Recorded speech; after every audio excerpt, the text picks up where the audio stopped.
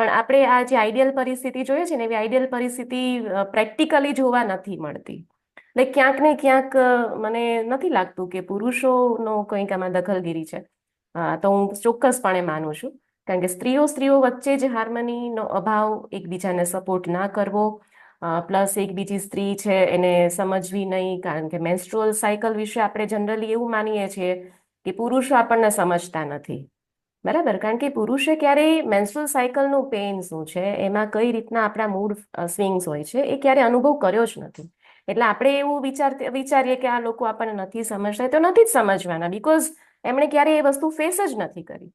અને આ વસ્તુ આપણે એક્સપેક્ટેશન એમની પાસે રાખીએ છીએ, પણ ખરેખર એક્સપેક્ટેશન લાઈક જ્યાં આપણને સમજી શકે એમ છે. જેમ કે સ્ત્રીઓ છે એ ખરેખર આ વસ્તુ ફેસ કરે છે, તો એમને સમજાવવું જોઈએ કે આ બીજી સ્ત્રી છે, એને પણ આ જ વસ્તુ ફેસ થઈ, તો એ વસ્તુ પણ આપણે સમજતા નથી.